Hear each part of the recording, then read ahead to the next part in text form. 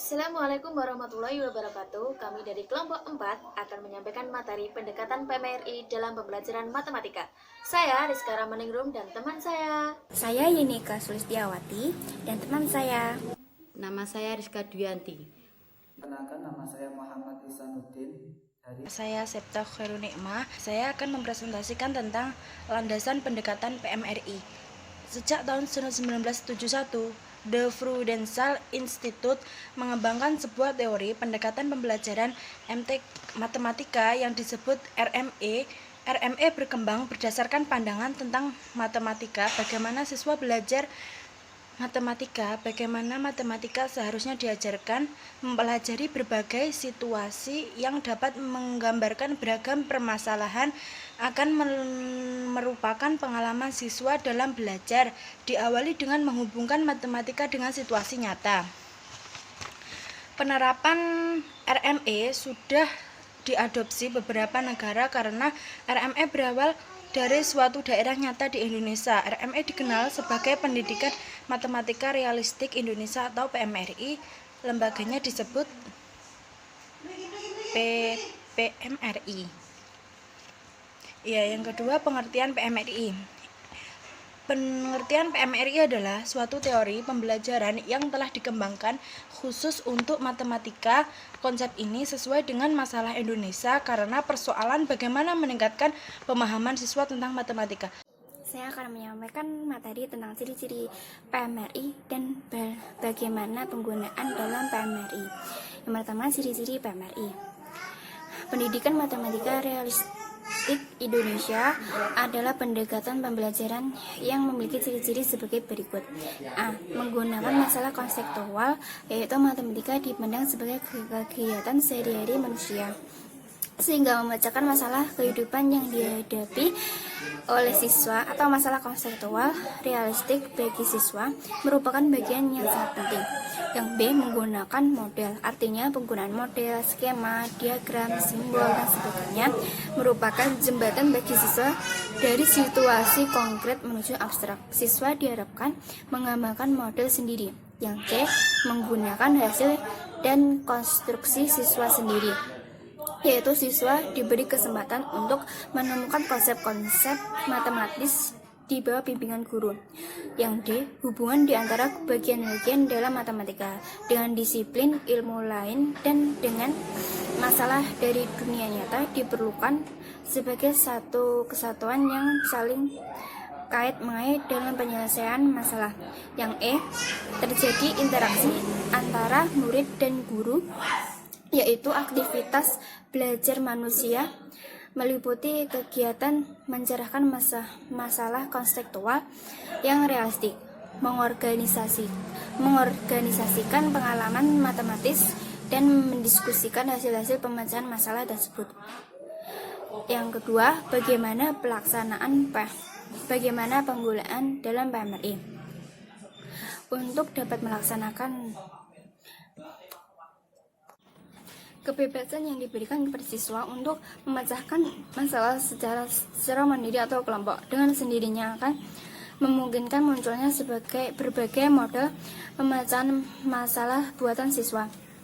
Dalam pembelajaran matematika realistik diharapkan terjadi urutan situasi nyata, model dari situasi itu, terus model ke arah formal, kemudian pengetahuan formal. Misalnya, inilah yang disebut bottom up dan merupakan prinsip RMI yang disebut self-developed model. Yang kedua, bagaimana penggunaan dalam PMRI. Untuk melaksanakan PMRI, kita harus tahu prinsip-prinsip yang digunakan PMRI. PMRI menggunakan prinsip-prinsip RME. Untuk itu, karakteristik RME ada dalam PMRI. Ada 3 prinsip kunci RME, yaitu yang pertama, guided reinvention atau membuka kembali secara seimbang, memberikan kesempatan siswa untuk melakukan matematisasi dengan masalah konseptual yang realistik bagi siswa dengan bantuan dari guru. Siswa didorong untuk aktif bekerja, bahkan diharapkan dapat mengkonstruksi, membangun sendiri pengetahuan yang akan diperolehnya. Pembelajarannya tidak dimulai dari sifat-sifat atau definisi dan selanjutnya diikuti contoh-contoh, tetapi dimulai dengan masalah konseptual. Selanjutnya, melalui aktivitas siswa diharapkan dapat ditemukan sifat, definisi, atau aturan oleh siswa sendiri. Yang kedua, didaktikal fenomenologi atau fenomena didaktik. Jadi, pembelajaran matematika yang cenderung berorientasi kepada memberi informasi atau memberitahu siswa dan memakai matematika yang sudah siap pakai untuk memecahkan masalah. Dalam hal ini, siswa diharapkan dalam memecahkan masalah dapat melangkah ke arah pemikiran matematika sehingga mereka akan temukan atau mereka bangun sendiri sifat-sifat atau definisi matematika tertentu atau matematisasi horizontal. Kemudian ditingkatkan aspek matematisasinya atau matematika vertikal. Deolay menyebutkan proses matematika horizontal antara lain meliputi proses atau langkah-langkah informal yang dilakukan siswa dalam menyelesaikan suatu masalah atau soal, membuat model, membuat skema, menemukan hubungan, dan lain-lain. Sedangkan matematika vertikal antara lain meliputi proses menyatakan suatu hubungan dan suatu formula atau rumus, membuktikan keteraturan, membuat berbagai model, merumuskan konsep baru, melakukan generalisasi, dan sebagainya. Dengan demikian, siswa mulai dibiasakan untuk bebas berpikir dan berani berpendapat karena cara yang digunakan siswa satu dengan yang lainnya berbeda atau bahkan berbeda dengan pemikiran guru, tetapi cara itu benar dan hasilnya juga benar. Dengan memperhatikan fenomena didaktik yang ada di dalam kelas, maka akan terbentuk proses pembelajaran matematika yang tidak lagi berorientasi pada guru, tetapi diubah atau beralih kepada pembelajaran matematika yang berorientasi pada siswa atau bahkan berorientasi pada masalah. Yang ketiga, self-developed model atau model dibangun sendiri oleh siswa. Model ini diharapkan dibangun sendiri oleh siswa, baik dalam proses matematisasi horizontal ataupun vertikal. Kebebasan yang diberikan kepada siswa. Di sini saya akan menyampaikan tentang prinsip PMRI. Menurut Dr. Leng, ada beberapa prinsip PMRI, yaitu diantaranya yang pertama, titik awal pembelajaran adalah harus benar-benar hal yang realistik. Jadi harus sesuai dengan pengalaman siswa. Yang kedua yaitu titik awal itu harus dapat dipertanggungjawabkan dari segi tujuan pembelajaran dan urutan pembelajaran. Yang ketiga yaitu urutan pembelajaran harus memuat bagian yang melibatkan. Untuk pembelajaran harus siswa mampu menciptakan dan menjelaskan model simbolik dari kegiatan matematis informalnya. Yang selanjutnya yaitu untuk melaksanakan ketiga prinsip tersebut, siswa harus terlibat secara interaktif menjelaskan diskusi di kelas. Selanjutnya yaitu struktur dan konsep-konsep matematis yang muncul di pemecahan masalah realistik itu mengarah ke pengaitan antara bagian-bagian materi. Selanjutnya saya akan menerangkan tentang karakteristik PMRI. Menurut Van en Heuvel-Fawiezen, yaitu prinsip aktivitas, yaitu aktivitas manusia dalam pembelajaran matematika harus aktif mental maupun fisiknya. Yang kedua yaitu prinsip realitas, yaitu pembelajaran dimulai dengan masalah-masalah yang realistik atau dapat dibayangkan oleh siswa. Yang selanjutnya yaitu prinsip jenjang. Pembelajaran matematika siswa melewati jenjang pemahaman dan mampu menemukan solusi dari suatu masalah. Yang selanjutnya yaitu prinsip jalinan. Matematika jangan dipandang dan dipelajari sebagai bagian yang terpisah, tetapi satu sama lain, sehingga siswa dapat melihat hubungan materi-materi itu secara baik. Yang selanjutnya yaitu prinsip interaksi. Siswa berikan kesempatan menyampaikan strategi dan menyelesaikan masalah kepada yang lain untuk ditanggapi. Yang selanjutnya yaitu prinsip bimbingan. Siswa perlu diberi kesempatan terbimbing untuk menemukan pengetahuan tentang matematika. Langsung saja saya akan menerangkan ini tentang konsep PMRI. Konsep PMRI ini menurut Sutarto Hadi mengungkapkan bahwasanya teori PMRI ini sejalan dengan teori konstruktivisme dan pembelajaran konseptual atau CTL. Namun, PMRI adalah suatu teori pembelajaran yang dikembangkan khususnya untuk matematika. Konsep PMRI tentang siswa, guru, dan tentang pembelajaran ini matematika dapat dijelaskan sebagai berikut. Yang di sini akan menjelaskan konsep PMRI tentang siswa. Konsep PMRI tentang siswa ini dibagi menjadi 5, yaitu yang pertama, siswa memiliki seperangkat konsep alternatif tentang ide-ide matematika yang mempengaruhi belajarnya selanjutnya. Yang kedua, siswa memperoleh pengetahuan baru dengan pembentukan pengetahuan itu untuk diri sendiri. Yang ketiga, pembentukan pengetahuan merupakan proses perubahan yang meliputi penambahan, kreasi, modifikasi, penghalusan, penyusunan kembali, dan penolakan. Yang keempat, pengetahuan baru yang dibangun oleh siswa untuk dirinya sendiri berasal dari seperangkat ragam pengalaman. Yang kelima, setiap siswa tanpa memandang ras, budaya, dan jenis kelamin mampu memahami dan mengerjakan matematika. Yang selanjutnya konsep PMRI tentang guru. Nah, di sini konsep PMRI tentang guru itu dibagi menjadi 4. Yang pertama, guru hanya sebagai fasilitator dalam pembelajaran. Yang kedua, guru harus mampu membangun pembelajaran yang interaktif. Yang ketiga, guru harus memberikan kesempatan kepada siswa untuk secara aktif terlibat pada proses pembelajaran dan aktif membantu siswa dalam menafsirkan persoalan real. Yang keempat, guru tidak terpancang pada materi yang ada dalam kurikulum, tetapi aktif mengaitkan kurikulum dengan dunia real baik fisik maupun sosial. Selanjutnya di sini konsep PMRI tentang pembelajaran matematika. Nah, di sini konsep PMRI tentang pembelajaran matematika itu dibagi menjadi 4.